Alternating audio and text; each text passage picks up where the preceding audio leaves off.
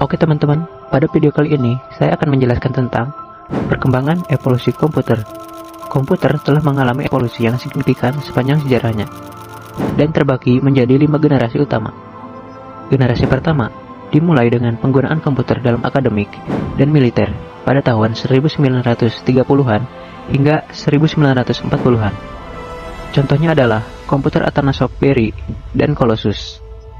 Komputer generasi ini menggunakan tabung vakum dan memakan banyak ruang. Selanjutnya, untuk generasi kedua dimulai ketika transistor menggantikan tabung vakum. UNIVAC diperkenalkan ke publik tahun 1951 untuk penggunaan komersial. Berbagai bahasa pemrograman mulai dikembangkan dan komputer mulai memiliki memori dan sistem operasi. Generasi ketiga dimulai ketika teknologi transistor meningkat menjadi sirkuit terpadu. Komputer mini adalah inovasi yang signifikan dalam generasi ini dan memengaruhi generasi komputer selanjutnya. Selanjutnya, untuk generasi keempat, mikroprosesor mengantarkan komputer generasi keempat karena ribuan sirkuit terintegrasi dibangun ke dalam satu chip silikon. Teknologi pada generasi pertama yang memenuhi seluruh ruangan kini dapat digenggam dalam genggaman. Dan terakhir, generasi kelima. Generasi kelima digadang-gadang sebagai tahapan perkembangan teknologi paling canggih saat ini dan diciptakan pertama kali pada tahun 1980-an. Peningkatan dari segi visualisasi menjadikan tampilan visual pada komputer di generasi kelima mempunyai resolusi yang sangat tinggi dan begitu tajam. Hal ini dikarenakan komponen yang sudah digunakan pada komponen generasi kelima adalah menerapkan ragam teknologi modern seperti superkonduktor, ULSI, dan kecerdasan buatan, atau kalian lebih mengenalnya dengan sebutan Artificial Intelligence. Dan berikut adalah gambar untuk komputer generasi ke-1 sampai ke-5.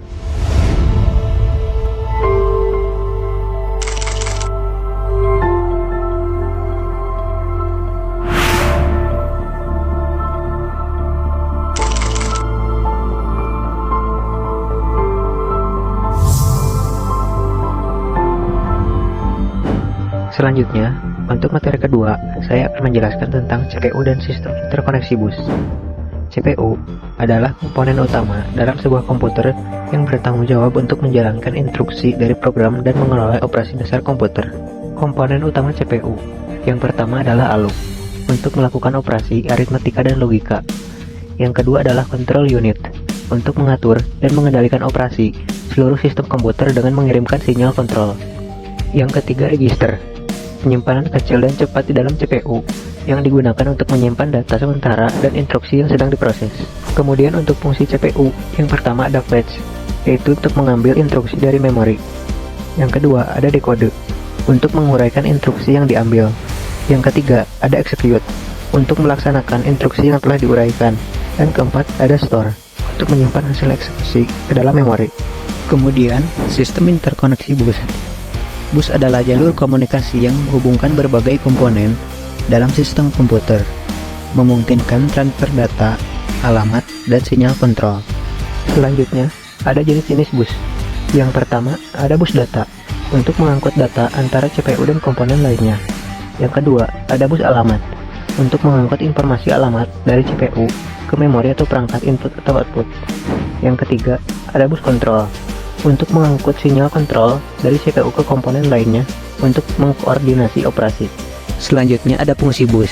Yang pertama, untuk komunikasi data, memungkinkan transfer data antar CPU, memori, dan perangkat input-output. Yang kedua, manajemen alamat, menyediakan jalur untuk alamat memori yang diperlukan CPU untuk mengakses data. Yang ketiga, kontrol dan koordinasi, mengatur aliran data dan memastikan bahwa semua komponen bekerja secara sinkron. Kemudian arsitektur bus. Yang pertama, bus tunggal, menggunakan satu set bus untuk menghubungkan semua komponen. Kelebihannya adalah sederhana dan murah, tetapi dapat menjadi bottleneck jika ada banyak perangkat. Yang kedua, bus ganda, memiliki bus terpisah untuk komponen yang berbeda, seperti satu bus untuk CPU memori dan satu bus untuk CPU perangkat I/O. Ini dapat meningkatkan performa, tetapi lebih kompleks dan mahal.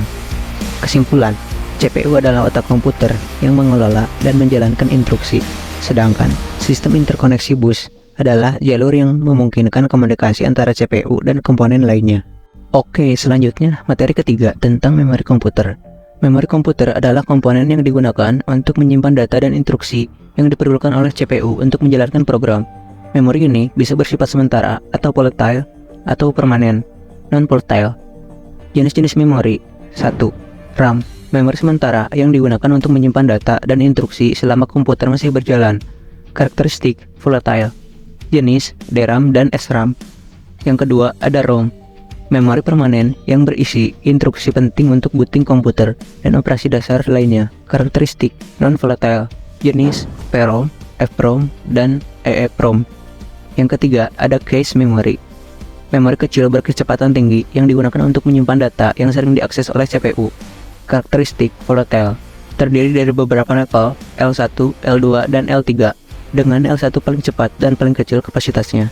Yang keempat ada memori sekunder, penyimpanan data permanen yang digunakan untuk menyimpan data dan program secara jangka panjang. Karakteristik non-volatile, jenis hard disk dan SSD. Selanjutnya, fungsi memori. 1. Penyimpanan data, menyimpan data dan instruksi yang dibutuhkan oleh CPU. 2. Akses cepat, memungkinkan akses cepat ke data yang sering digunakan, meningkatkan efisiensi dan kinerja sistem.